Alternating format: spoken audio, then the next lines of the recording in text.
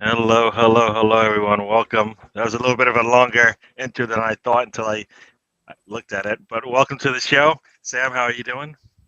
I'm good, thanks. Thanks for having me again. Nice to see everyone on board. Yes. Yeah. Hello. So we got a couple of people that joined us. Spencer's ready to go. Welcome to the show. Ray's in the house. Got Riddy. It's been a while, but we've got Dez is in here. Yeah. I hope you're feeling better, Dez. Yeah, hope you're feeling better. Yeah, I hope you're feeling better, Des. Yeah. Yeah. George Russell just making it a Q3 at Silverstone. What is that? Just took a Formula One qualifying. Ah, okay, We're there in Britain this weekend in Silverstone. okay, okay. Q3, does that mean like he's in the third spot? Q3 means he's in the third qualifying session. Ah, So he's into the okay, final session now where they decide the top 10, basically. okay, all right. Yeah, I guess it seems like it's like Max's day every day so far, right? Yeah, he's got a good card. Today McLaren looked very, very fast, but we'll see. Okay, See how it goes. yep. Stephen has joined us. Welcome to the show. So we should have Mr. Tom in a bit, but we'll get into it. Whew. So yeah, I missed last week. I hope you guys had fun. I didn't get a chance to watch the entire show. Um, Sound like it went like usual. You guys had a lot of fun. Yeah, I think it went quite well last week, considering you were away. I think we managed to keep it pretty much within the boundaries. No problem, no problem. I wouldn't have you on if I thought it was gonna be an issue. Well, we're on a road trip, right? I think we just went a little bit off road, but I think most of the time we were on the road. If you don't go off the road, then it's not a road trip. So Yeah, that's I'll say that. My off the road trip and your off the road trip. Yeah. yeah, If you said it went off the road, then it's a little bit further off the road than me. I know that. So we got who else is joined? Oh, Mr. Tom is in the house. Maybe he'll join us in the screen as well. In 4 weeks' time, Rudy will say something like, "We're not here for that." When I read out the championship scores, yeah, we'll be happy to try to yeah. score the cricket. Yeah, you're right. I'm looking forward to it. You'll be. This is This is a match. This is our kind of our match day show. Even though it's a road trip, we go through everything. So if we can bring up the Shanghai League, we can bring up everybody. Let's just say that. I think we're all right. Really knows how this thing works. We'll just have to deal with it. Yeah, he just likes talking shit. All right. So since I last talked to you, which like talked to you, basically, I think that was right before the window opened. I think. I don't Pretty think the much, window. yeah, before the window opened. Yeah, that's right. Yeah, Yeah, yeah. So I don't even think we were. We knew. I guess Rice was on our radar, but we were pushing back. They were pushing back. West Ham wanted to finish the season. Then they wanted to finish the Euro. What is it? The Euro. European, the champion, Euro Championship or whatever conference league or whatever it was. yeah, the You wanted Europa to finish up Conference that. League. Then it was international duties, and then finally they will we'll talk. And Arsenal finally got their man. Took a lot longer than we wanted, but they got their man. Yeah, What do you think about? I mean, I'm hearing people think we got Rice for worse. Rice So for the worst. Is that what some people say? so we got Rice, and No, I no, think no, no, and no. we're You can't. worse. No, no. You can't listen to the doom merchants, the doom and gloom merchants. They have one agenda, and that is to criticize Arsenal no matter what. You can with them you can never win. They're like, oh, we need a big player. Okay, well, Rice is pretty much the biggest player on the market this summer. There are not many players bigger than him on the market. And then Arsenal go and buy him. It's like, oh no, he might not be good enough. You paid too much.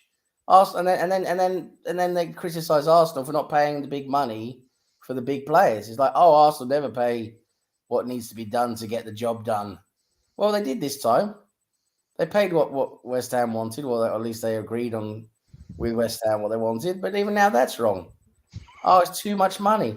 You see, the thing is with some of these fans, it's that they just have an agenda. That's all it is. You can never ever please them or win because it's all about finding the negativity and finding what's wrong. That's all they care about. And then they have this echo chamber going where, oh yeah, it's all negative. It's because Arsenal haven't won the league since 2004. Blah blah blah. Let's keep it going. Let's keep talking about all the negative. And then then you have those little channels and echo chambers going, and yeah. But thankfully, there's not many of them left now. Thankfully, there's not too many left now. I think you see over the last couple of seasons with the progress we've made that those really crazy channels. They're pretty much out on the fringe, out in the fringe there where they belong. So yeah, but yeah, no, I mean it's a great signing. It's a statement signing, isn't it? Declan Rice. It's a Yeah, real statement signing. So, and then on top of that, to go and get Havertz and this Timber, who seems to be a very good player as well, from what I've read. Um, it's going and doing the business early, getting everything done, wrapped up before we go on pre-season, which is great. There's such an added bonus to that, as we saw last season. Yeah, I think we're just really moving in a different way now. We're so much better with what we're doing, and I would say our squad now is much better. We're in a much better place with our squad than we were last season. So we're still not 100% there. If you want to be, a little bit nitpicky, but yeah, we're pretty much there. So it's gonna be interesting to see, Gary, how things work out. definitely. We're gonna add our third but not least member of the show, There he Mr. Tom. is. How are you doing? There he is. Can you Greetings, hear us? everyone. How are you? We're doing good. Yeah, We're I can doing hear good. you. All right, perfect. Doing all right. Doing all right. I logged So, off, yeah. I logged off the YouTube on the phone to then log on the laptop on here, but I can predict what was said because I heard the word rice before. So Sam was going right. Let me attack all the doomsayers and the naysayers. Let me attack all the people that are unhappy about this transfer because they got what they asked for and they're finding new reasons to not be happy. Is that what happened? Is that what happened? Yeah, no, I was in a chat and people were in there talking about because I was saying Hello, holding, everyone. holding Xhaka, El Neni are they are supposedly good locker room players for us on top of some of the little bits of contributions they give on the pitch, but that's all replaced now with, I believe, Rice. I think he covers all of their bases, so we're not losing the leadership that we talk about all the time when we talk about those three players. And then I was told now we're worse with Rice, and I'm like, we're worse with Rice? I don't get it. I he checks off a lot of boxes for us. Is he Partey? No, but he gives us a lot of control in the midfield, which is what we need as well. He gives us leadership. He will he's shown against us that he's willing to do whatever it is to get his team across the line, and that's what we want as well. So everything about him is a plus. Not too many minuses. You can't compare Partey when Partey's healthy. That is the problem when Partey's healthy. Yeah, when Partey's healthy, he's pretty good. But Rice is pretty much going to give you. He's going to be there every day. We'll probably be complaining about him just like we complain about Saka. When is he going to sit? Right? If Arteta uses him, he'll probably be using him just like Saka, and we'll go, well, who's Yeah. going to, well, when will he get a rest? And you know what? Hopefully we have answers for that as well. I think we're going to have to see more rotation this season now with the Champions League. Just because the Champions League is a lot of games. There's going to be a lot of important games there. And we've got to keep fresh for the league as well. 100% focus on the league as well. So I think we're going to see a lot more rotation than what we saw from Arteta last season. Arteta did hardly any rotating last season, which was, came to be a bit of a downfall for us when the guys got tired and, we lost our form at the end of the season. So I think we're going to see a lot more rotation this season. And when you see the players we've got now in the squad, especially across the midfield, I think, it lines us up for rotation, because we have a lot of players who are similar in ability and what they can give to us. I think you see that now in the squad, so they can, rotate. Arteta can rotate a lot more than last season. Yeah, I think even if we didn't make all these moves, Arteta still would have to improve his player management in terms of rotation. So that was going to have to, that should have been some things that we could have seen last season. He just needs to improve on it. So this just gives him the added bonus of, like, he looks over and they're even better now, right? So he looks at his bench and he's got a stronger bench now, because I think we're all looking at, Havertz adds to whatever. If he starts or doesn't start, he's plus when he comes off the bench. Timber obviously is better than what we had on our bench at those positions that he plays. Right? He's younger. Yeah. We expect him to be able to be available for every game. So, yeah, better answers. We still need we still have holes to fill, but I think we're better than we were last season. And if we're healthier than we were last season in terms of our bench, then we'll be better off for that. So, We've got to. It's key for us this season to make sure key players stay fit. I think that is going to be very, very important. Even though we have a better squad now, we've got more depth. There's still key players that are just, you just see that it's a difference when they're out. Like Saliba it was such a huge loss to us to lose Saliba at the end of the season. We lost so much in defence without him. We were letting a lot more goals. We were a lot less structured.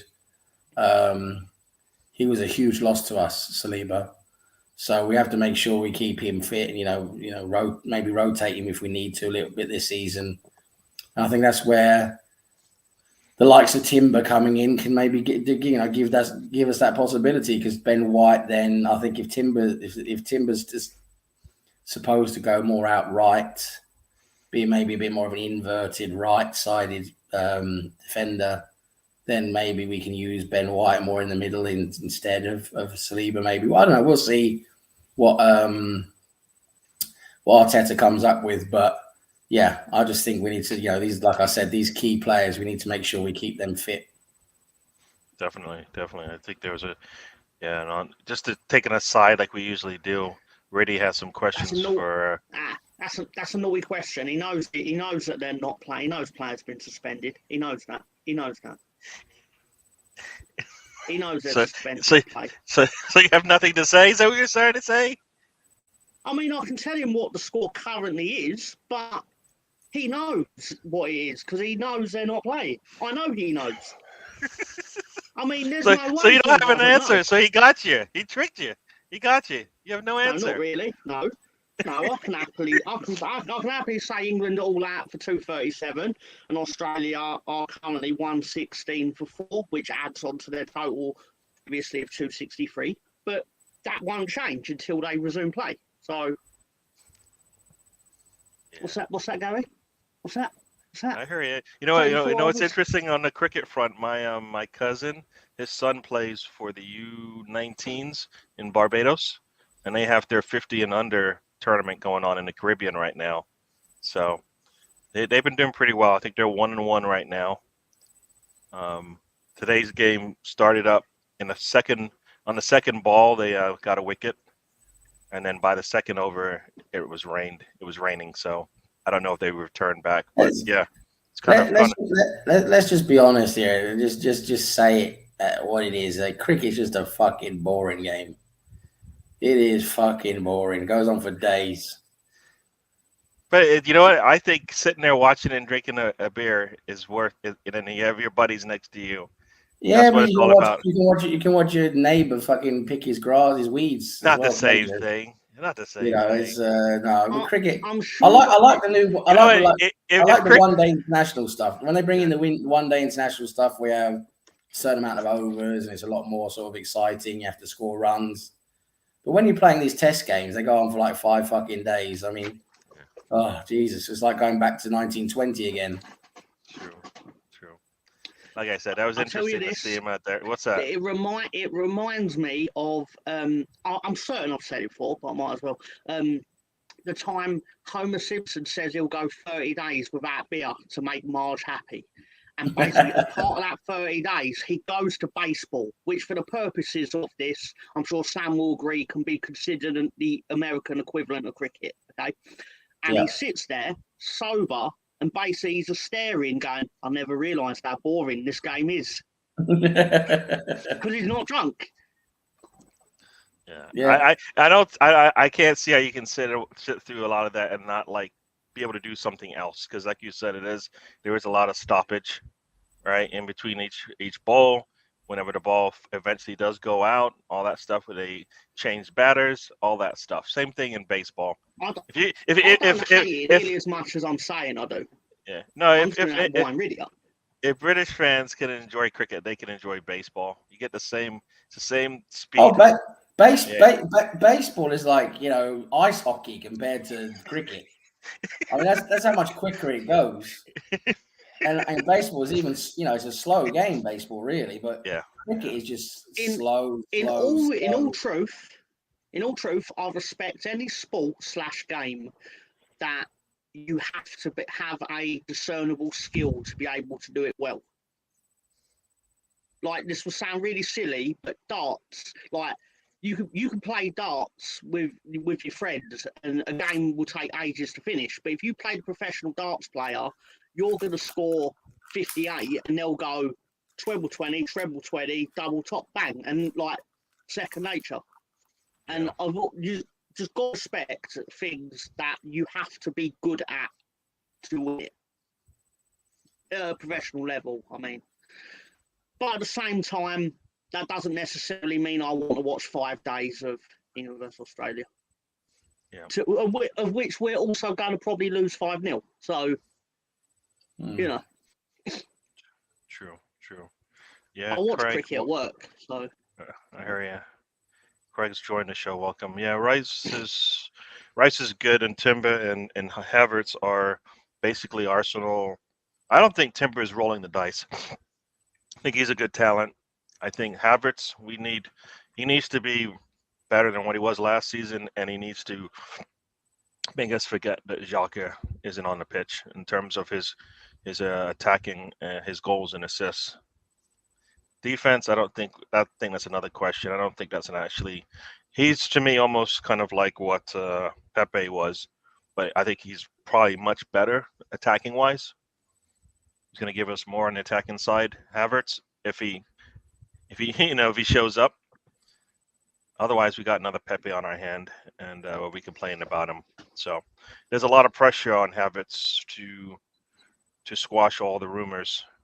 That's like I said, first day he comes on the pitch for Arsenal with the red shirt on, we need to go, all right, that's what we're expecting.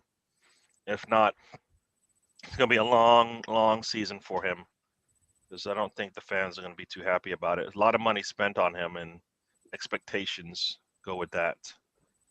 Yeah. Let's see, Arsenal Misfit, my only worry is if we get rid of everyone we need to get rid of, we have not really addressed our debt problem. We obviously are going to have to keep some of the deadwood. Keeping deadwood for me is a waste because we never use them anyways. I'd rather tap into the youth team because we don't have enough players than keeping players that he doesn't want to play. It just looks, for me, it looks bad both for him and for the player. Let him go. We have more than enough players, I think, that we can bring off if we had to in a pinch. So, what else we got? To hit the likes, everyone. If you haven't, do that. We will hear our YouTube videos all summer now. Arteta better prove it. He better prove it. Yeah. Can't win with some. No, I think Arteta needs to. He's been backed, right? We've been asking for a manager to get backed since Emery was here. He didn't get backed. Arteta's getting backed. I don't know why we shouldn't have expectations for him, right? And it's just whatever that level of expectation is. Does he have to win the Champions League and the Premier League to keep his job? I don't think so. What are all these guys who haven't really followed him for a while now? All these guys have been so vocal and outspoken against the Cronkies and the KSE and all that. Josh Kroenke and they don't put any money into the club, and even though they are one of the owners that put more money into the club than most other clubs really in world football, now they really have stepped up and put a lot of money into the club the last few seasons. What are they still outspoken about that, or have they finally shut up and realised that maybe they don't know what they're talking about? A little bit I've heard. It's always just on. It's on our tatter now. It's always Well, been. they just move the goalposts. That's what I'm Yeah, saying. It's all about yeah, being negative. yeah, So if yeah, it's not one thing, it's the other. yeah. And even if we won the Champions League, even if we won the Champions League and the league double, they'll be like, "Oh, we didn't score 100 goals. Oh, why didn't we score 100 goals?" Or something like that. Yeah, yeah. Let me say hello. Got Ryan. Ryan has joined us. Stefan is also here. I don't know if I welcomed you to the show, but welcome. We've got Ange B. If for those who don't know, Ange B, I think is doing a show on the Mr. Arsenal podcast on the women and academy teams. So you should check that out. I think that'd be once a week. So check that out. But yeah, no, like I said, I have expectations for Arsenal. I don't know about you guys, but we need to show some improvement. That for me doesn't necessarily mean that they have to have a trophy, but we need to be able to compete on all four fronts a lot better than we have in the past. All right. Got Russ has joined us. Welcome to the show. I just want to address. I just want to say big up to everyone. Of course, Yeah. thank you very much for taking part. As always, we really appreciate your contribution and taking part, taking your time out to be with us. You know, this show is just as much, you know, these guys in the chat as it is us. You know, we interact with them and you know, we have a great conversation with everyone in the chat. But I just want to address this Arsenal forever. I think is this Luca guy, by the way.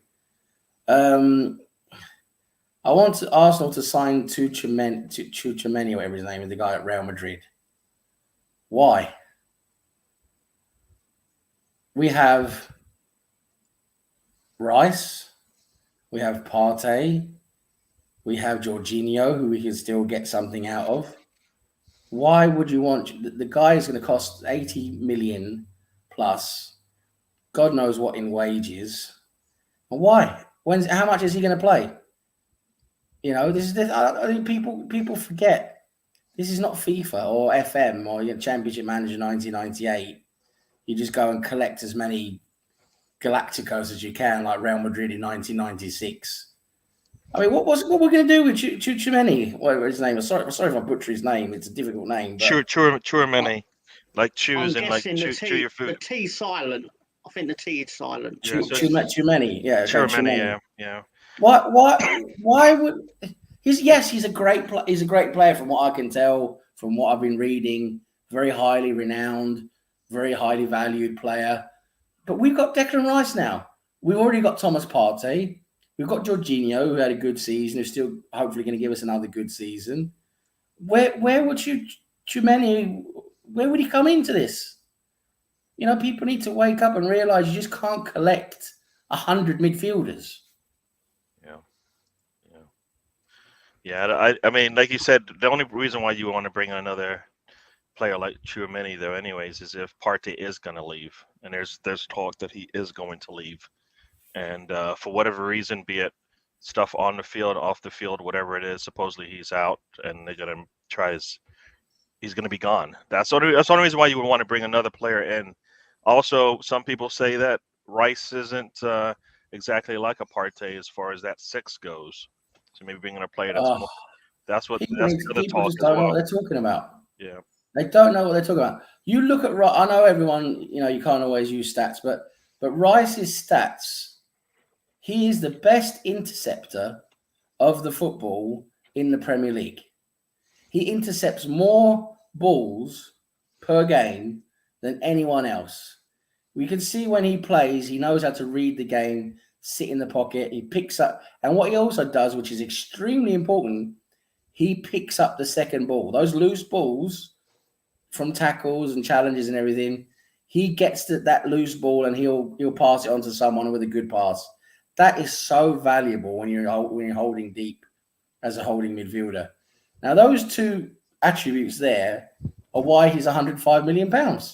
He's also a captain. He's a good leader. He's soon to be England captain by the looks of it. And he's only 24 years old. He's still got time to develop and become even better. So, you know, really, when you look at the market price of what other players cost, Sancho and Grealish and, you know, all of these guys, you know, 105 million isn't really that far-fetched for what you got. But Declan Rice is I would say he's a better player than Partey when it comes to the defensive side of the game. Maybe I think Declan Rice is a bit behind Partey in terms of athleticism, dynamic movement. Also, I think Partey's a bit better with the ball. Maybe going through the lines. I think he's got maybe a bit better of a passing foot. Maybe than Declan Rice, but Declan Rice defensively better than Partey. So for me, Declan Rice is starting games. He's starting in that 6 role, and then in the 8 role, for me, I want to see Havertz do that role. And if he can do that role a lot better than Xhaka, with his creativity, it'd be amazing. And then you got Erdogan just ahead of him in the 10 role. Those three could really, really tear it up. So we'll be interested to see. Yeah. No, you look at, like you said, you look at the stats, and he's pretty good there. Yeah. No, I've said, for me, because of the price, I would have gone with Caicedo just because of the price, because I thought it was going to be less. Turns out it's not less. So Rice gives us that added bonus of what stuff that we need on the pitch, which is that leadership that he brings, as well as all the other talents that he has. I think he will go over and beyond more than Partey does. And that's the kind of the leadership that we need. Somebody will do like 110%. And that's what we've been missing, and the talent that goes along with it. He does that as well. Like, once in a while he'll score a goal and be like, thank you. We needed that. So, yeah. No, like I said, I saw Partey play, and like you said, he was doing all those interceptions that you talk about that Rice does in that game.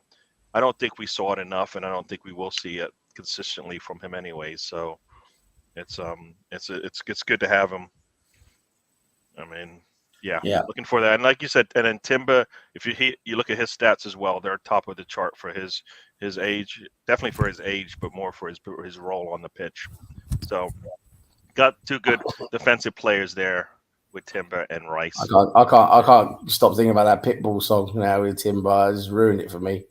The Pitbull, I thought it was isn't it like Pitbull song? Oh, is that Pitbull? I thought it was like Britney Spears or something like that. I don't know. No, it's Pitbull with I forget her name. Oh, okay. You know what? It is a female singer that's singing. You're right. Okay. All right. Yeah. Yeah. I can't get it out of my head. Every time I see Timber, the song goes straight into my head. I got a question for you here, because your favorite Arsenal double winning team. That's a good question. Did you? No, I don't think anybody answered it. No, I'm just saying it's a good question. Yeah. For me, I didn't see the 71 team, so that's well before my time. But I think out of the 98 and 2002 teams, I would say 98. I thought the 98 team was really, really pretty. Yeah, I love watching them. I mean, we had Anelka, Bergkamp. It was a really exciting team for me. Mr. Tom, you're not. I know we're talking Arsenal. Did he die on this, Mr. Tom? I think we need to start talking about, I don't know, wrestling, betting, Pepsi, rubber Hulk Hogan dildos, something. Get him going. I don't love them. They're all right. They're all right, which means you've tried it. Got it. We understand now. You got to try everything once in life, and it's just unfair if you don't. It sounds like you might have had to try a couple, right? Because there's the early days and the late days, and I know you are a connoisseur in terms of like making sure you expand your horizons when it comes to experiences. There's the Pepsi. Connoisseur. That's a great word. Tom keeps Pepsi going. Yes, Pepsi Cola Company he keeps them going. Yes. Yeah, they may be number 2 to Coke, but not by that much. Yeah. Here's a question for you, because this is something I was thinking about. Like, everybody's complaining or being questioning Kai Havertz playing an 8 because of the defensive responsibilities of an 8. And I'm like, the reason why we like Xhaka where he was is because the defensive responsibilities were reduced. Yeah. The more responsibilities he had, the less he played well, and I was happy for him to move further up the pitch like he does when he plays for Swiss, right? his responsibilities on the defensive end are less there. Same thing for Kai Havertz. So all he has to work on, if he gives us offensively double what I think he can give us double what Xhaka gave us in terms of the We have skills and talent. So we have 2 8s in the squad at the moment who can go straight into there and do a good job, in my opinion. One is Trossard. I think Trossard can go in and do a good job in that role, and Havertz. I think Havertz could really excel in that role from a creative perspective. And another thing Havertz does very well that no one talks about, he's also very good at picking up a loose ball. I think this is something Arteta's thought about, that if we're picking up more loose balls, we're winning that. That second chance you get from a loose ball, you get a hold of that ball and you quickly transition. There's so much you gain in advantage from that in attacking. And I think that's something Arteta's picked up on now, and Ødegaard is good at it as well. Ødegaard is very good at pressing, intercepting, getting the loose ball. So I think when you think about it, I think this is a concept or a strategy that is very well thought through by Arteta. We'll wait and see. Yeah. No, attacking wise, I think we've done. He's got the potential to be better. We have to see it. But I mean, he had 7 goals last season, right? And that's on a poor Chelsea team, and that's exactly what Xhaka gave us. Well, but he also gave us Havertz. They mostly played as like as a striker, and there was just no service around him, and the guy you could see he was demotivated. He wasn't really happy with what he was doing. I don't think we saw really what Havertz can give at Chelsea. I think Chelsea ruined a lot of good players. They ruin everyone. Exactly, Tom. They're the football failure apart from factory. Frank Lampard. Apart from Frank.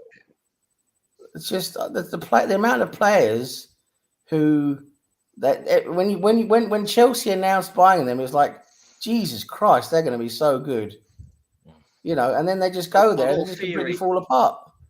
I've got a theory, Sam. I've got a theory, right? Well, I'm just saying my theory now. I'll fucking get to this, right? Right, you fucking wait there, Spencer Bronco. You fucking wait.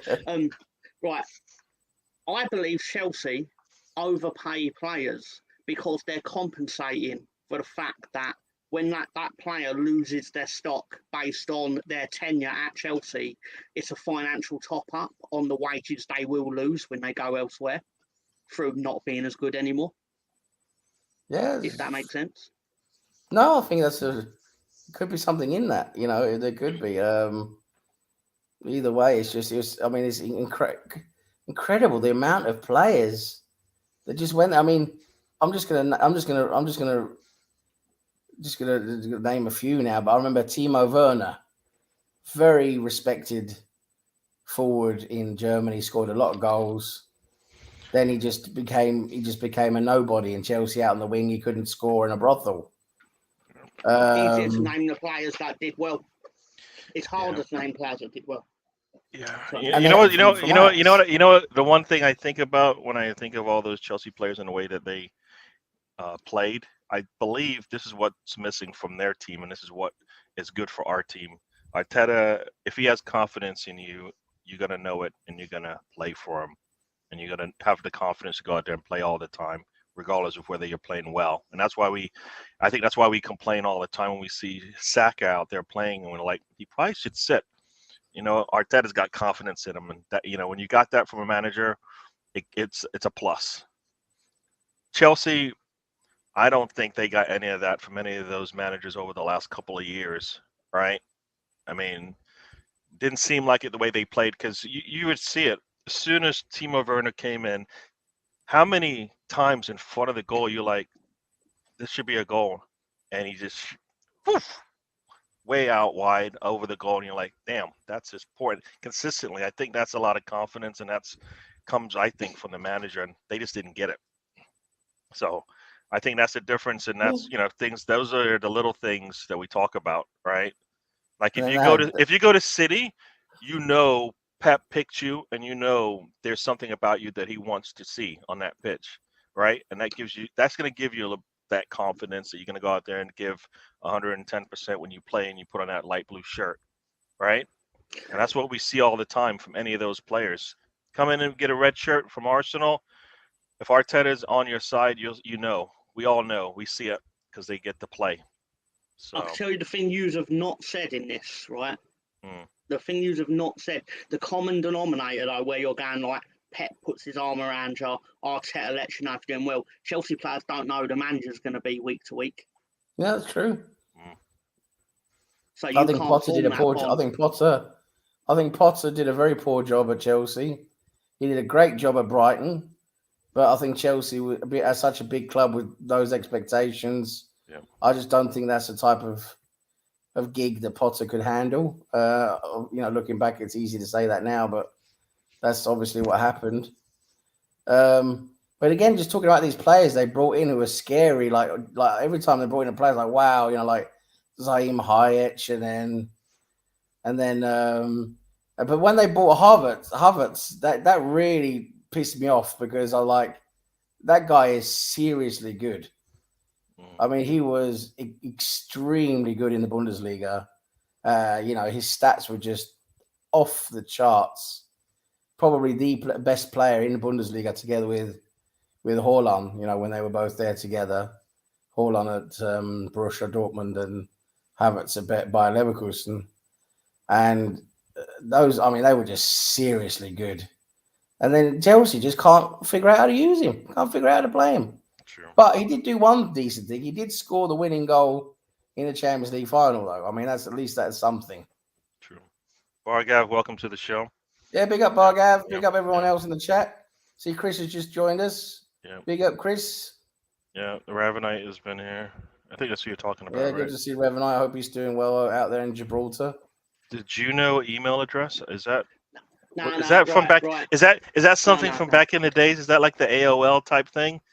I don't actually know what that means, so I'm guessing. You don't know what AOL means? Are you using Netscape? No, I know what AOL means. Using Netscape? No, I mean I don't know what Juno means. Like what is the one where you used to literally get your internet in like a 30-day trial disc? That was the In the AOL. 90s. No, AOL. Like the English equivalent. Then. Okay. What was that again? That's a good question. It's gone out of my mind. Free serve. Free serve. That's it. Yeah. Oh yeah. Oh, I remember free serve. Russ thinks he had. He thinks you're on AOL. I used to be on AOL. Changed. BT. But no, right. Like every week, like Gary. Every week, I never had a MySpace because there was something about having a page with music playing that just made me think, why? I've already got Smooth Criminal on my Nokia 3210. Why do I need Criminal? Now you know where the levels of Mr. Tom's music library. The Nokia 3310, arguably the greatest ever mobile phone. They'd all still work. Yeah, because that phone, if you could charge it. That phone, not only was it easy to use and did everything you needed to do back then when it, in its time, it was so reliable. You could drop it in a toilet and it's still, talk about this, semi-waterproof stuff they do now. That phone you could drop it in a toilet as long as you picked it up within a second. It still worked. I am not. Remind me when I see you next. If I stand 5 feet away from you, you're gonna know why. A friend of mine took his Nokia back in the day. A friend of mine, he was so pissed off one day. I can't remember what happened, but he took his Nokia. He was up on the 4th floor of his apartment block. He threw that phone off of the fucking 4th floor down onto the ground below. The thing burst into like a couple of pieces, but he could put it together and it still worked. The Nokia, what is the number again? 3310. 3310. I think that's Snake. I think was that the first one? Was one of the first ones with Snake or whatever? But that might have had Snake 3 on it. You had a better version of Snake. That phone was just so good. That phone was brilliant, absolutely brilliant, and that it got a huge market share for Nokia as well. That phone, yeah, it really did. Which they went 23 hours. Oh man, yeah. So here's a question from Bargat. What make you of Balogun to Chelsea news. Nah, If they want to spend a lot of money on him, go right ahead. Here's my thing about this whole Balogun thing. One, what did they say to him before he left to go on loan? Two, did it change based on the way he performed? And three, like I'm looking at his response, the way he's behaving right now. Does it sound like a man that Arsenal ever wanted to keep, much less definitely doesn't want to now? I don't think they ever wanted to keep him. We've seen that many times. They said they want to make some money off of him, but do they actually really see a talent there that they could use? I always thought he was good enough to play for Arsenal eventually once he got his time. I don't know, like of all of the attackers that have left Arsenal to go out and on loan and whatnot, none of them have come back like this with 20 goals scored. So in a while. So what is it? I think they don't want him, which is fine. And I think he's responding in kind. I think people are looking at Patino and saying, well, he wants to leave too, and we're not upset about him. I think the message that both players got is a little different. So you're just seeing a response, I think, in the media based on how Arsenal has, based on how they're reacting and what Arsenal has said to them. So I don't know. What do you think about Balogun? I think this is one of those opportunities or one of those times where you have to think sensibly, and that is the guy has 2 years left on his contract. We already struggled and used a long time to get his contract signed that long. Yes, he's done a good job on loan. He scored 20 goals in all competitions for the French club. And yeah, he absolutely did a decent job. But I think we're getting a little bit ahead of ourselves in terms of his ability. Yes, he's probably still 2 or 3 seasons away from being at his peak, which maybe could be really quite good. We don't really know. At the moment, he's not fantastic. Let's put it that way. He's a good player, talented, but he's not fantastic. And I think it's just one of these chances where we have to do the right thing and cash in based on what, we criticize Arsenal on not being able to sell players and get money for players, right? That's one of the biggest criticisms we rightfully get. And here we are, an opportunity to sell a player who's never really done anything for us, has had one good loan in France, and we have the possibility of selling him for 40 to 50 million with 2 years left on his contract, and we don't really need him. We don't need him. We scored plenty of goals last season without him, and we've got better players now who have got even better from last season. I don't think we're going to struggle scoring goals again this season. We're not going to miss him. We're not going to say, oh, where's Balogun? Was Balogun the difference? We're not going to be saying that. So I think we have to be, sensible and sell the assets we have at the right time. Yeah, I mean, I just got to play devil's advocate here. Is he potentially better than Nketiah? Is that a reason to keep him? Because for me, no chance. No. So he's not better than Nketiah, is what you're saying. Well, we don't know if he's I'm talking. Let me talk to the. Can I talk to the adult? Can I talk to the adult in the room? Because I'm hearing all this chatter. Sam, when you should have been talking to me. Because right, I tell you this. No. Get serious, brother. Get serious. Get serious. Right? Getting serious, people. Get serious, right? The fact of the matter is, I don't know why this has taken 4 minutes. Can sum it up. He's an academy player, right? Balogun came out of your academy. Yeah. Yep. That's true, right? Yep. If you can get 40 million for an academy player that never plays for you, you drive him to whatever club yourself, surely. No-brainer. Of course you would. Chelsea, but the reason I think this is a non-story is because I don't think Chelsea is stupid enough to do it. I think they're stupid, but I don't think they're stupid enough to do this. It could be stupid. Could be too stupid even for them. You're right.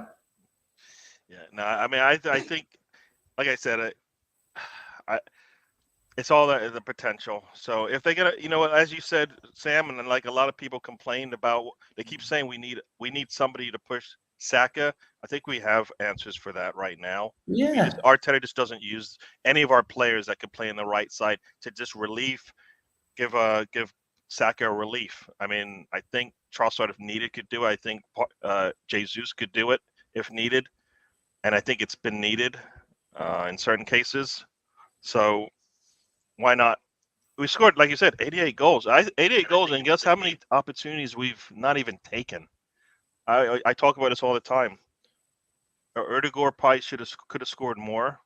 All right, definitely Trossard on the pitch. He could have given us. He only gave us one goal for the time he was on the pitch, and many of us think, he's just clanging it off the post. But if he does any better, we've got those goals coming from him. We expect Martinelli and Saka to continue to improve. Right? We expect Emilsmith Rowe and Nelson to be healthy for once. Yep. So we've got. I don't think goals was ever the problem. That's why I was happy. That's why Rice-Sada was a thing for me, because I always thought our goal scoring was fine. But if we show up that defense with two defensive players that are playing at the top of their peak right now, that would have been so much. I think that would have been good for us. I think Timber is a good addition. Is he Casado? I'm not sure, but he could be, as many believe. So, nah. Yeah, no. Like I said, for Balogun, I don't think he's getting the same message as others. He's He wants to play. He wants to play, and he wants to play, and he's shown that he deserves the playing time. The message coming out, I think, then I hear like the whole American thing, and I'm like, oh, come on, it's not an American thing. He's just a young player who wants to play, being told, I can't guarantee you that here. Arteta cannot give him the comfort. Tom hit the nail on the head. Yeah. He's an academy player with a lot of talent. Yeah. We gave him a lot of money because he's a highly valued talent. He's done some decent things for us, not great things, but decent things for us. He shows potential. He's had one good season on loan. One good season, right? I think we're getting a bit ahead of ourselves.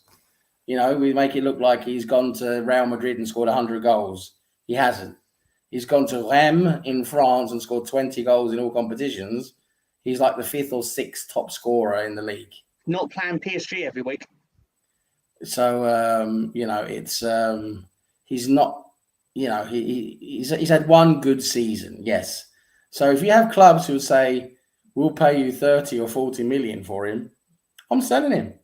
That is money well recuperated from someone we haven't really spent any money on apart from some wages. Yeah. So that is money well recuperated. And when we get criticised all the time for having to let players go on nothing because we buy them expensive, pay them a lot of money, no one wants to pay their wages, we end up having to terminate their contracts or paying their contracts. That is a valid criticism for us because we've done that a lot with a lot of players. But here we have a player who we're not going to miss him. No one's going to miss Balogun. Not if you're 100% honest with yourself. Next season, you're not going to say, the difference in this season would have been Balogun. No one's going to say that. I hear you. I'm going to say hello to Meconomical. Welcome to the show. And then I'll just answer this one, and then you can have that. I think Balogun's better more because I trust his potential more than I think Nketiah is going to get any better. That's kind of that's why. I want Nketiah gone as well. Yeah. I want to sell Nketiah as well. For me, he's not good enough. He's not Arsenal level. Yes, that means we have to buy. If we sold Nketiah and Balogun, that would mean we'd have to buy in another forward. That would mean we'd have to do that, of course. But you want to be brutally honest.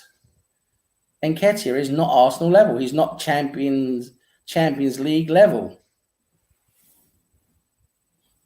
And Tom, he's just rocking his cock out. Yeah. That's right, boy.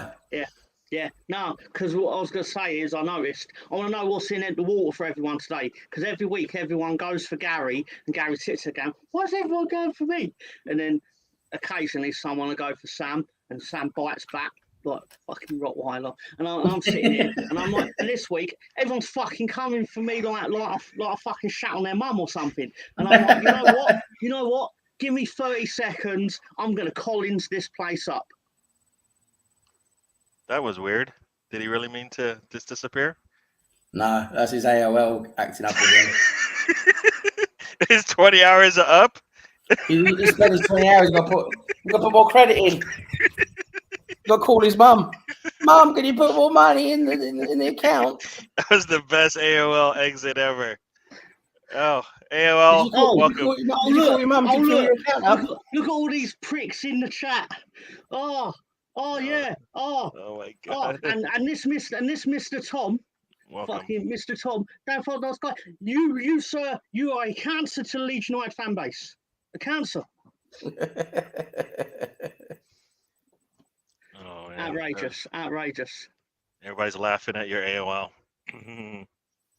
Yeah, Chris brings up a good point here. Sleeve studio, fuckers. Chris brings up a good point here. He does occasionally. Yeah. Welcome to the show, Chris. I think I got your name mixed up earlier. So, but yeah, welcome. Now, you see, for me, this is what some of those big clubs will do. They will put a player in, give them some good minutes, and then they're marketable. Arteta won't even do that sometimes. He'll give him like 3 minutes late left in the game, and you don't get to even see him do anything of worth. So, yeah. No, like I said, Balogun and Kedia gone, and then you bring in another attacker if you want for depth. Why not? Yeah, why not? They're not good enough. They're just not good enough. Yeah. You can't play Nketiah, and say, "Oh, he's Champions League level." He's not. Everybody, you said everybody's coming for you, Mr. Tom. You're just making this up. I don't know. Did you see anybody going after Mr. Tom? I didn't want to be specific, right, and be all like, "Oh, everyone's coming for me, except for Riddy, because we're Riddy pals, and we go back to 1942 when we used to sit on Hackney Marshes and play the cricket." No, Gary, I didn't know you brought on Michael Jackson. I know what's going on here. Something just. And then me and my brother Tino, we was dancing and we was doing the Tino. Fucking hell, someone hide Bubbles. Is it Jermaine? I think Jermaine's one of them. Hide Bubbles, hide the kids. Oh my God. Tino again. Oh my God. If only if it wasn't raining in Leeds, would have some good cricket. There you go. Put $1 in the meter. Good cricket. That is an oxymoron if you ever see one. Yeah. You know what? It's Sleeve Studio. I was gonna say, Russ, they don't undervalue, and then when they sell them, they undervalue them when they're on the team, and then teams pick up on that and then think they're worth less than what Arsenal thinks. That's what happens. You got to be able to showcase these players at some point if you're gonna keep them. It's true. It's similar to what Gary just said. You overpaid for a lot of players to the point where you had to undersell them to what you paid because everyone knew they weren't going to get what you thought you would get out of them for the money you paid. I know I've convoluted that, but like Aubameyang is the best example of it. Yeah, 300K a week. Well, they had a chance to sell him and get younger. They didn't do that. They kept both him and Lacazette. And in the next season, they both left, or whenever they left in the same season. So that was a bad planning, very bad planning there. I don't think they played to his strength anyways, but that's another story. And they kind of set him up to fail, and he failed. So much for that.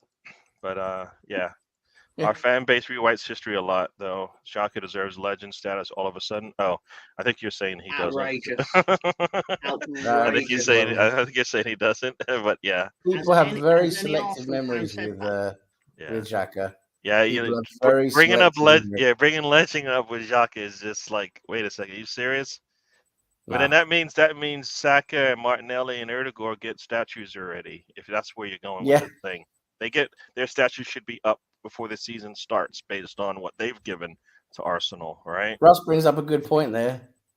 And Nketiah on 100K a week, he's going nowhere. That's it.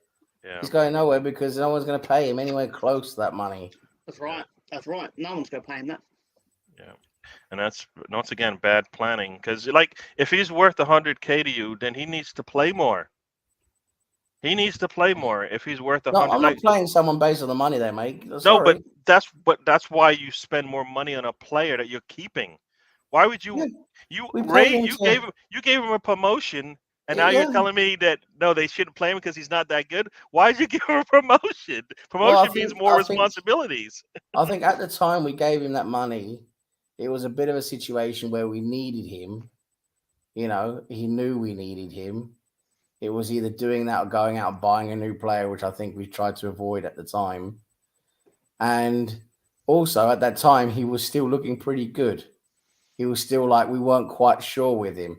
No, We no, were because he got. come on, That's when he came in Sam. and scored. No, he Because was just no. after, just after he signed that contract, he came in for us and he scored a few goals. No, but you know what? This is that you have to look at the full body of work. They're looking at the last that like he got. I believe he got that raise at the end of the season when he came in and made those two. He intercepted those two balls late in that Chelsea game. No, I think he got the contract bump before that. Anyway, But he got like too much money. he gives He us got too much glimpses, money. right? But the full body of work, no. Like for me, the first time I saw Tierney play for Arsenal, I was like, "That's what we want." But then he was injured and he was gone for a bit, right? And I saw it. Like we don't see that enough. We don't get. I don't get the same feeling with Nketiah right now. You know, it shows us glimpses, but the full body of work, I never feel like that's going to work for us. That's why, you know, I don't think it's going to work. Taib has joined us. Welcome to the show. Big up, Taib. Yeah, yeah. Come on, Nate Milsworth Road. So is this match starting in a couple Yeah, minutes? it's starting just now. Any minute now. It's England. It's on Channel 4. It's on Channel 4 in England. It's England against Spain, the under-21 Euros Championship final. And Smith Rowe is starting. Am I right in thinking? Sorry, Sam. Am I right in thinking they've not conceded a goal in the entire tournament? Yep, they have not. I think that's correct. Yep. They have not. Spain have got a good team. Looking at Spain's team, impressive. pretty good. It's impressive at any level, to be fair. Yeah, yeah. Some good players out there. Supposedly there's all these channels I can watch it on, and every time I look, they all just like, here's a preview of the match, but nothing else. But just to summarize on the Nketiah situation financially, I think Spencer in his last comment there, he's basically followed on the comment I said, where it's like we're in a situation where you get rid of him and you have to buy in a big player, or you don't really want to do that. You think he's good enough to keep, then you sort of have to give him sort of what he wants, unfortunately. And I agree it's a bad decision, but that's, I think, what they decided. They decided it was better there and then to give him that 100K a week to just, make him happy or whatever, if you want to say that, instead of having to sell him and then try and getting another striker, which would probably cost at least, as Spencer said, you're looking at least 60 million, maybe more for a good striker. So, yeah. Yeah, so for me, I would have gone in a different direction, That's all. Yeah, fair enough, Gary. Yeah, fair enough. Yeah, and maybe 60 is not what they wanted to spend, but they did spend 55 on Jesus, so they did fill that hole immediately. So they didn't need to spend 60 for the next player. If say 55 was like your max at that point, budget-wise, then they didn't need to spend another 60 to get a player in that same position on the pitch. Whether their role is different is a different story, but they could have gotten, maybe somebody at a younger age group with that potential to be able to play in that role, who comes in with better credentials. That's all. Let's say Sam will confirm that I've always been a fan of Xhaka. Our 10 million unlocked the potential in playing in the right position. Good luck to him. Yeah, Russ has always liked Xhaka. That's fair enough. Yeah. Is it coming home? Well, I don't know. Spain are going to be pretty tough, I think. I don't think we've ever won that competition, which is quite absurd, really. Considering the amount of golden generations we've had come through. to have. And we never won the actually, under 21 Euros. We won the under 21 World, haven't we? We won the under 20 World. Was it 2017? Could be wrong, but I mean, generally we do well at all the age groups, and then it gets 21. And because generally what you find is a lot of the players when they it's a symptom of there being less English players at the top level. Is that as soon as one of them breaks through and they're in the Premier League, they immediately get moved to the first team, as opposed to actually letting them develop in the 21s. Yeah. Like Michael Owen, for example, I bet he never played for the under 21s. Could be wrong. Someone's going to turn around and go, he made 8 appearances or whatever. But generally, my point is, I think you're right. As soon as they could, he was playing in the World Cup. Well, he was 17 in Argentina when he played against Argentina, wasn't he? Oh, there you go. Perfect. I mean, but I mean, they should have a lot of U21 players now, right? Because now they've kind of tapped out all those youngsters right now. So the next group coming in, you would hope. The team now is really good. The team now is really good, but my point is generally that is never really the case. You'd find a lot of players in the Championship get picked for England under 21. True. I mean, Southgate is he's happy to keep what he's got, right? Doesn't want to take in enough youngsters to create that problem. Anybody taking this? Anybody taking this bet? I don't know. That's a good pick based on partly on what I was just saying. How there's such slim pickings in terms of elite English players, in terms of like an actual pool of players that he could get in the squad and never need to play because they'll play Pickford or Pope, but he could be the third keeper, but that would win off the back of that. Yeah, Pickford gets to play just because that's what Southgate likes. You know, he just likes that consistency. He just picks the same players because he feels lucky or whatever. He trusts him, doesn't he? Ultimately, what it comes down to. Yeah. That's why he plays Calvin Phillips. Yeah, because he gets no. Like you can mock him all that, but the reality is this Calvin Phillips doesn't play bad for England in Gareth Southgate's system. I'll put it another way. Gareth Southgate sends him out there with instructions, and he performs the instructions. Yeah. Like if he goes, don't lose the ball, you're going to get 50 sideways passes or whatever, and it's not sexy to watch or anything, but he does what he's told to do. Yeah. And for Gareth Southgate, that is more ideal than someone that does 10% of what he tells him to do, and 90% improvisation. Like Jack Grealish, for example, is probably that. And that's why Jack Grealish doesn't play as much. Yeah, you're right. Yeah. I kind of feel like that's when you're kind of holding back on your talent, because now you're not allowing them, like the paint kind of thing. Sometimes they're going to go outside the lines, but that's what makes them great, right? I mean, no player plays within a structure all the time, and at some point they're going to have to cross that line and do something a little bit, take their talents to the next level, use their talents actually, and that's when you get the magic. Do you guys think Maguire plays bad for England? People say he's awful. In my opinion, he's been good. He doesn't play bad for England at all. He plays very well for England. But the problem is that he translates that wrongly, right? And you can find this silly, but when he then scores a goal against Albania, and then he starts shaking it, like putting his like Hulk Hogan into the England fans, as if like, oh, what are you saying now? It's like, yeah, well done, you scored against Albania. But translate that into a good performance where you keep a clean sheet against France, because that's what we really need you to do. Is actually play well against the bigger teams. I'm not saying he hasn't, but the fact is, it's like, why are you going to war with us just because you scored against Albania? Yeah. Here's a plus. Based on what is mainly Man United fans' opinion of you. Here's a plus for the game. There's no players from that team in the lineup or in the starting lineup. So there you go. That team, Gary, what's their name? I don't know. I don't. That's the name. That team. That's the name of the team. I don't know. Whenever I slip up and I have a bad day, I might actually say the word you want.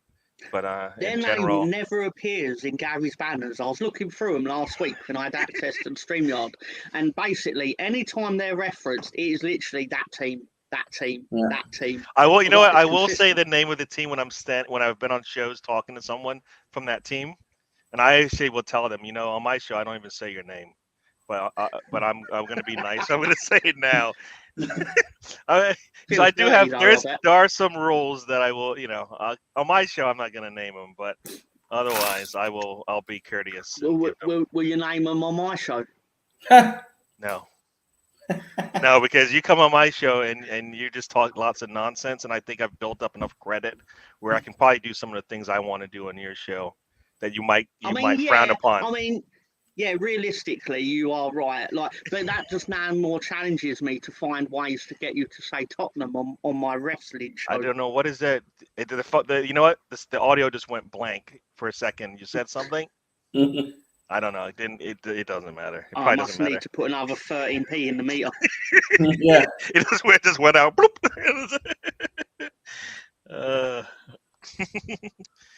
England's making some really, really, really poor passes in this game, and they've had a couple of good chances already. England, they've had good chances, but they also every once in a while they'll make a pass and it gets intercepted, and Spain will be on the attack, and you're like, oof, got to keep those to a minimum.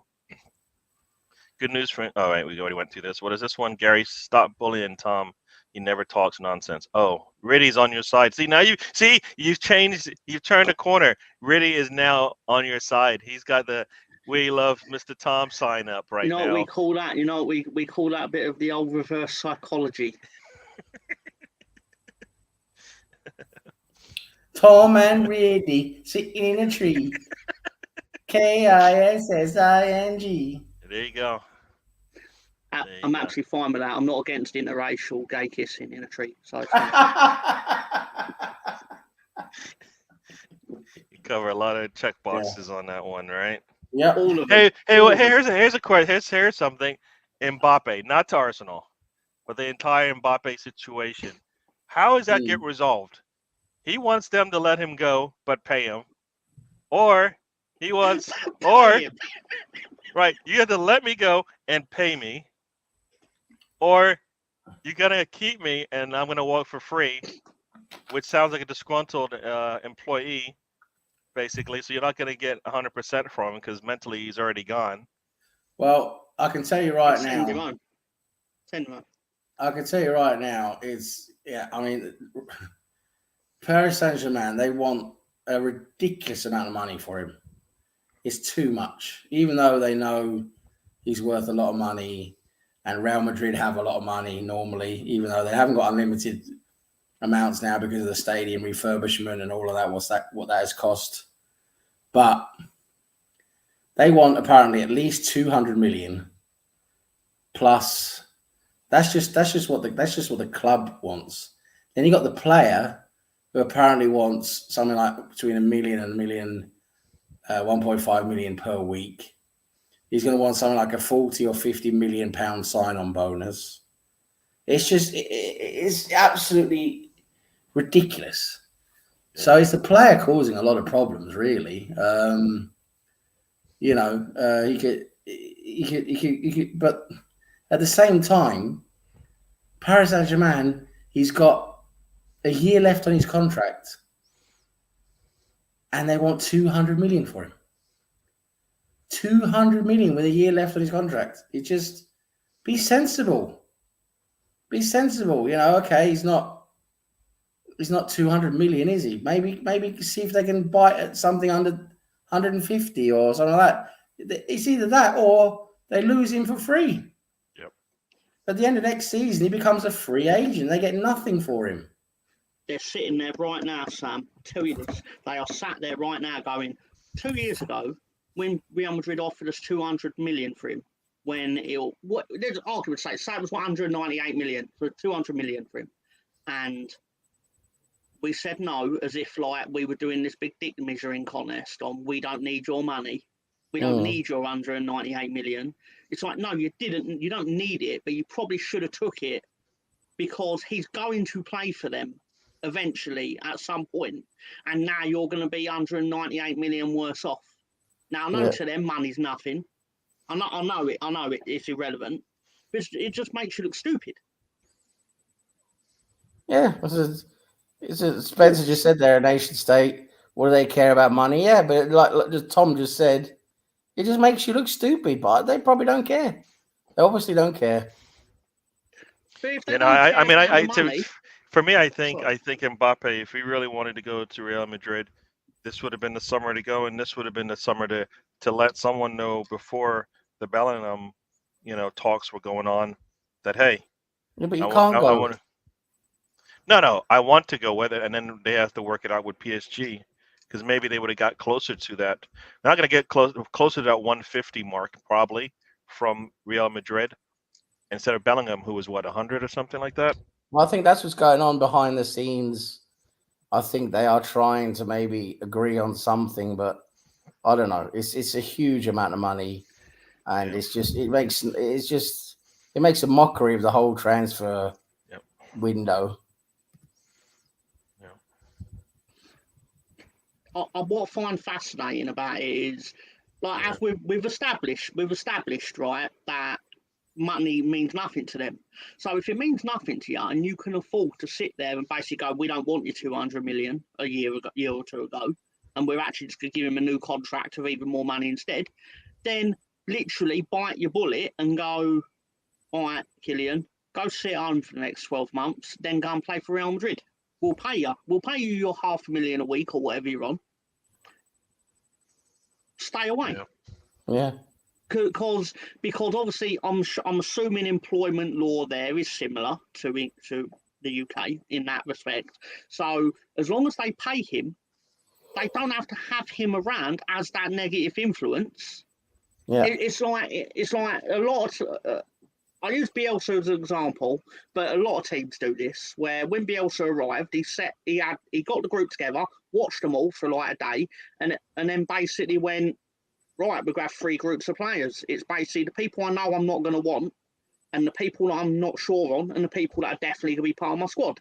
And basically the ones in the middle had the opportunity to work their way into either group.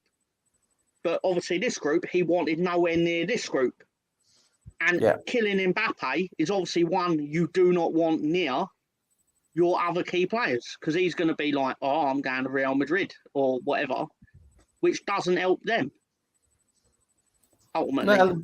But another problem related to that, I think Real Madrid are going to not be happy with that, because you're going to have Kylian Mbappe not playing, and I think that's going to affect his product and his value, isn't it?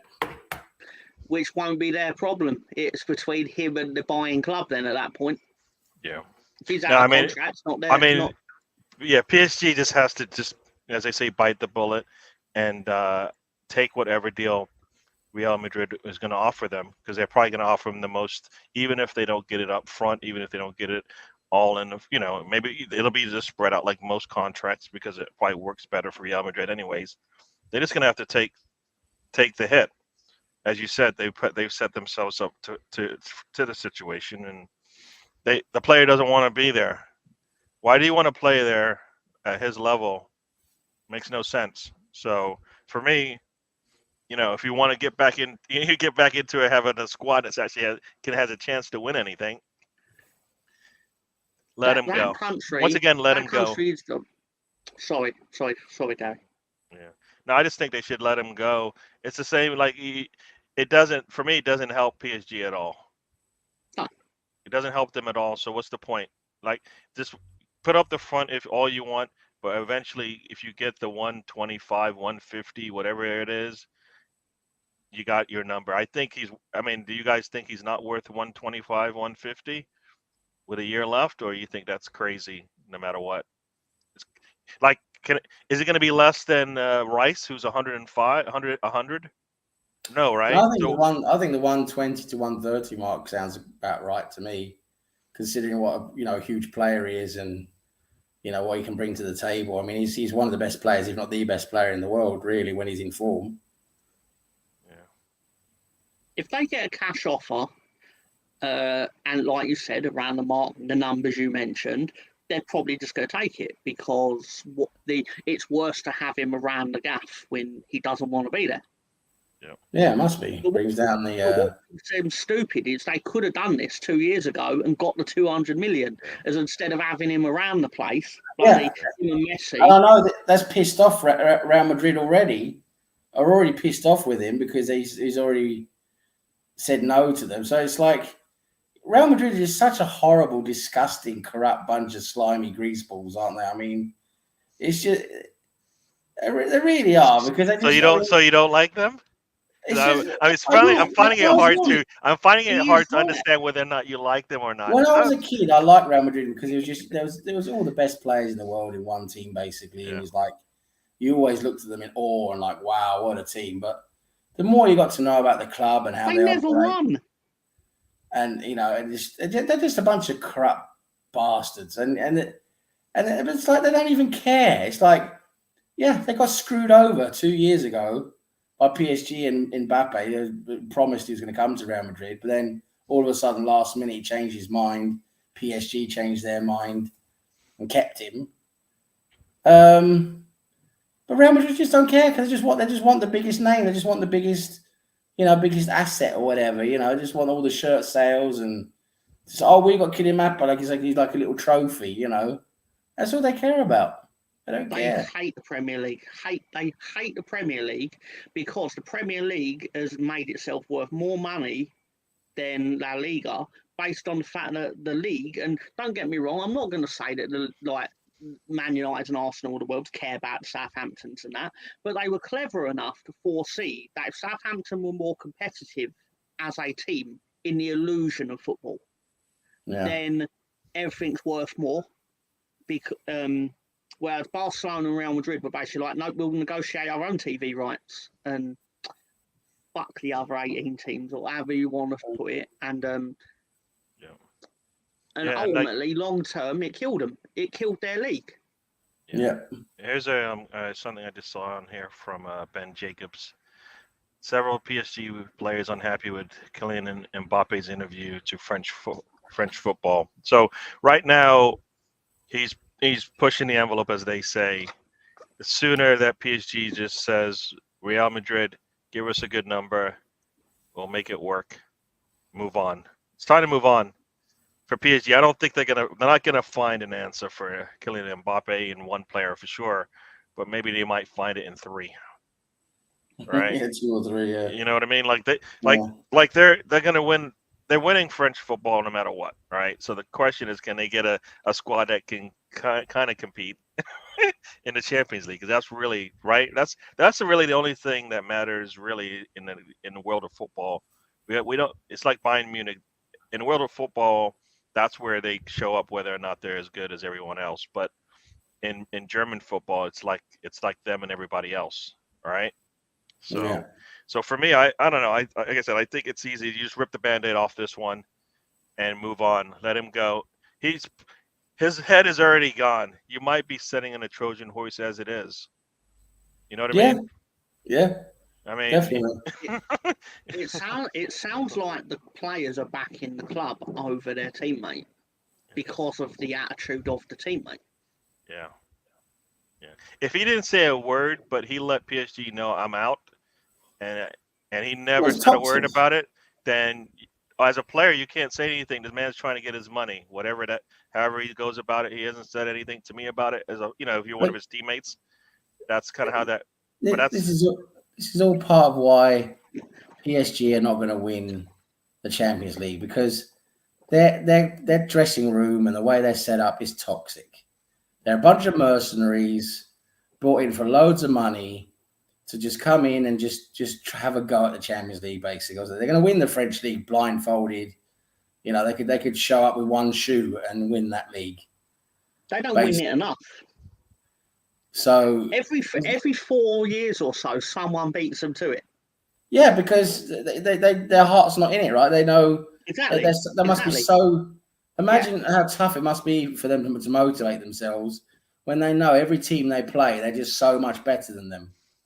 It must be so hard for them to go out there and motivate them. Anyway, They're there to play the Champions League. And look at all the prima donna. I mean, Neymar, that's another guy. Neymar, he's a guy I just want to smack him in the face. I get. Here's the thing for you. Smack that guy in the face. Here's a question for you. I admire him so much. They consider, I know he's considered one of the top 5 players in the world, top 2, top 3, depending on the year. Is he? Who? Isn't Neymar? Like, no, of course he's not. The reason why I asked that question is because I'm like looking at a Messi, I'm looking at a Ronaldo, and I'm going. People get blind. They are 2 top players of this era, right? They're the 2 top. Mbappe won a World Cup. At the least, he's won something outside of his domestic league that he plays in. He scored amazing goals. So he's done that in the cup. So that's why I'm like, isn't name? I know people say talent-wise and all of that, he's really good, but is he? He's got skills. Really, he's got skills, but he's got an attitude problem. He doesn't work hard defensively. He can't be bothered. He'll zone in and out of games. He's not great. He's not great at all. He's at the only club that lets him. Like I said, people might sit and go, "Why'd you say you admire him?" I admire that he gets away with a lot of shit that he gets away with. Like no club in England would tolerate him catching suspensions on the weekend that he can time, or that will fall on the weekend of his sister's birthday, so he can go back to Brazil and party with his sister or whatever. Yeah. Like what club would actually sit there and tolerate that nonsense other than that team? Not Tottenham. I mean PSG. And that's why PSG are a bunch of, they're a bunch of clowns, because they're obviously just run by the players, aren't they? It's all about the players. There's no proper leadership or structure or anything like that. It's just a bunch of mercenaries running around doing what they want. Their manager is just a figurehead. That they have a head coach because they are legally required to have one, I'm guessing, or they wouldn't have one. Yeah. Because that team picks itself, clearly. Yeah.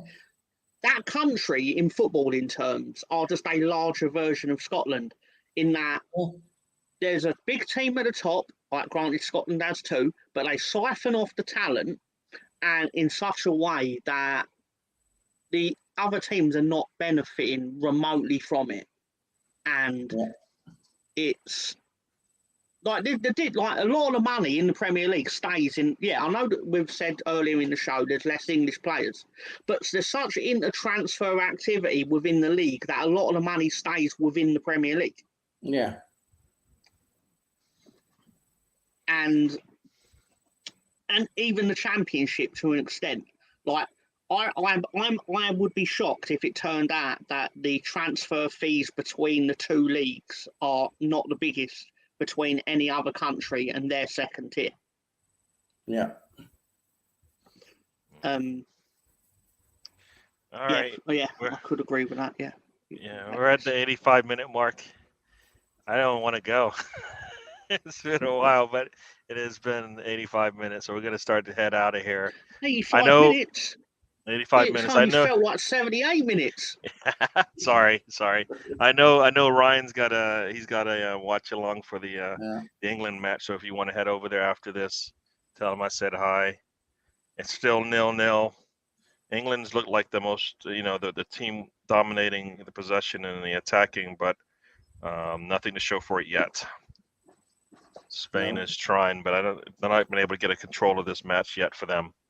So, Mr. Tom, trying to say goodbye to the people. I don't know if it was mentioned earlier, so apologies if I've not caught this. Chris, a Monday night thing, Mr. Spencer. It's great to finally, I know Sam returned last week, but then he returned on a week where Gary was not here. So it actually feels like about maybe 4 weeks, possibly, since the trio have been together. I may have the maths wrong. It might be 5. I don't know. Yeah, it's been. I think you're right. It's been 4 weeks. I'm literally a mathematician, so I should know these things, but I don't. So you know what? In terms of crisp, I did create a little video for crisps. So either we can show it, so we can see what it looks like, or we can just wait. I would say premiere it on Monday night, but no, Okay. premiere it right now. All right, so here's our little here's my little Oh, that Mr. Tom film. intro. So here we go.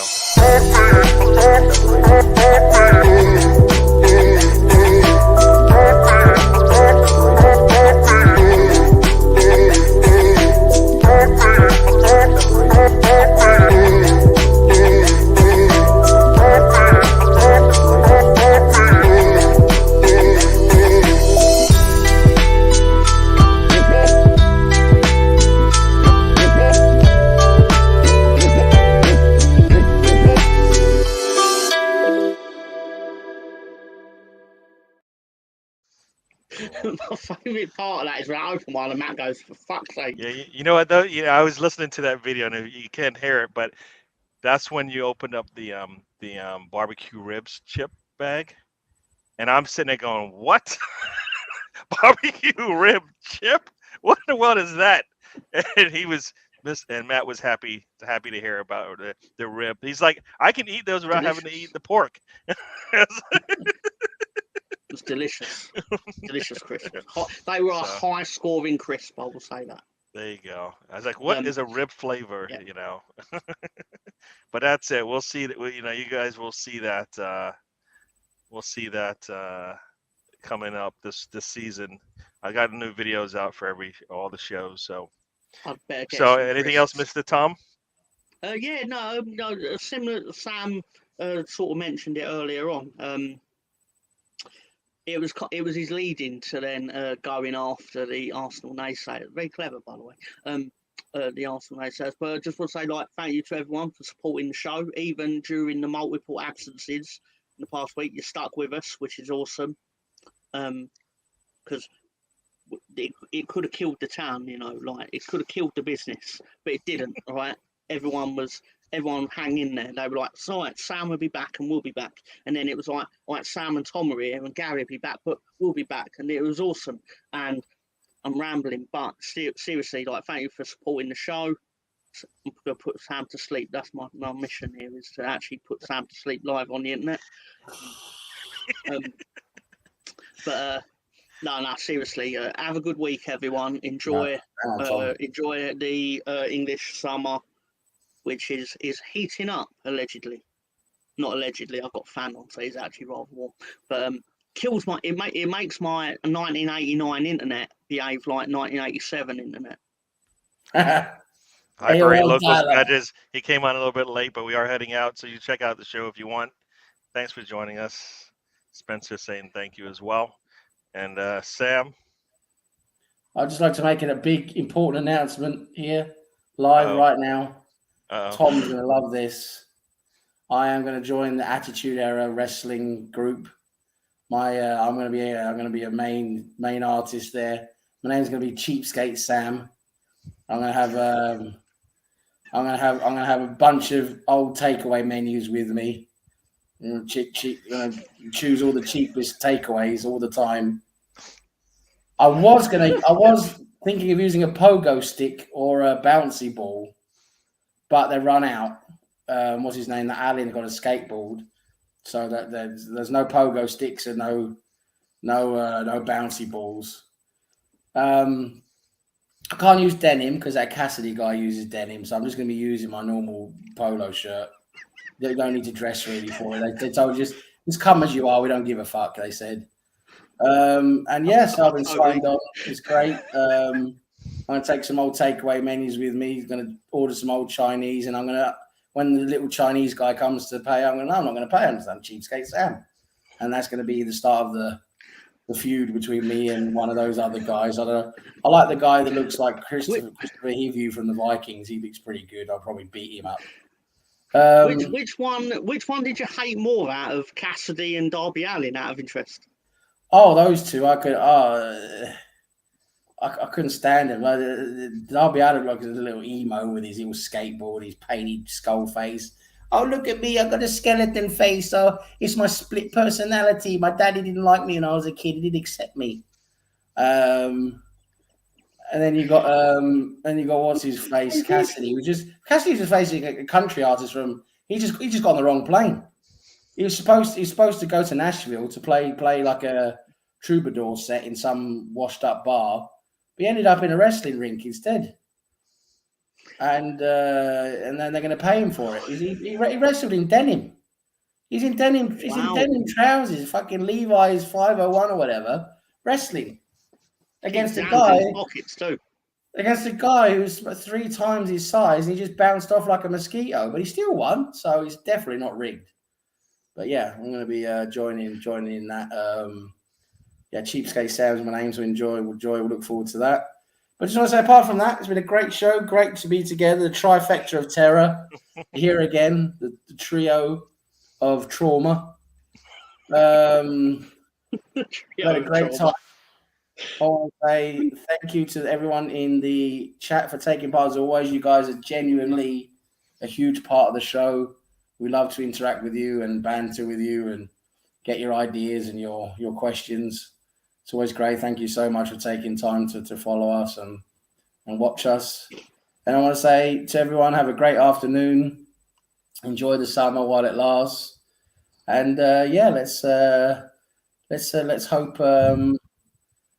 Let's hope we bring in 1 or 2 more players before the end of the transfer window. But I'll be back again next week for our road trip. Hopefully, we won't go too far off piste, as they say.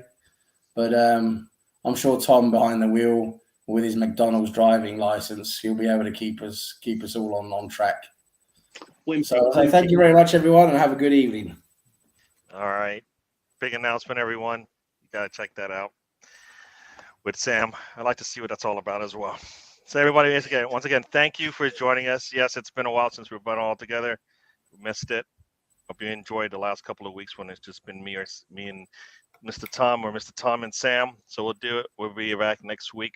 I think Arsenal takes off for Germany. So I think they'll be playing in Germany next week or the weekend or whatever. So we'll talk about that. Not sure there'll be any more news in terms of players joining, but there will be players probably hopefully leaving so we can move on. Leeds have got a new manager, by the way. Oh, that's right. Wait 90 minutes to say that. Wait 90 minutes to bring that up. What's the player? What's his name? Daniel Farker. Wasn't he the one you predicted? Yes. Brilliant, Tom. Brilliant. Ex-Norwich, yeah? Norwich. He used to be Norwich, didn't he? Yeah. Exactly right. Sorry, I know Gary's trying to end this. It just ended in my head that I hadn't brought it up. Plus the 1,000 Leeds fans that watched this would have been upset had I not brought it up. So I've just saved my own life. So you got a new manager, and I think there's players leaving, players coming in. So I think you went. What is it? You went out and got a young striker, I think, from Scotland or something like that, or Wales or something like that. That'd probably be for the youth team, though. Okay.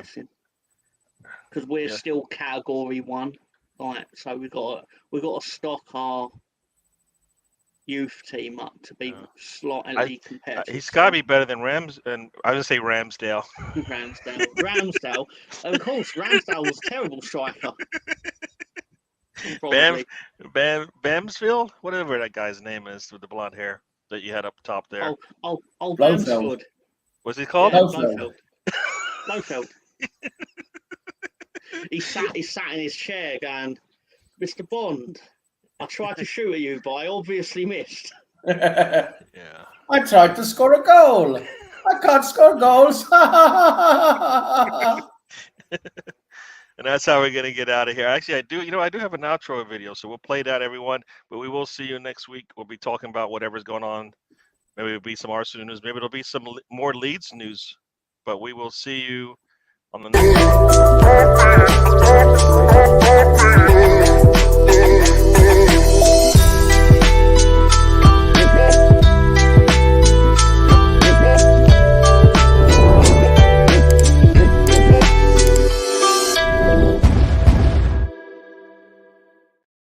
All right. And like I say, life is a journey. Don't waste a trip. Enjoy the ride, everyone.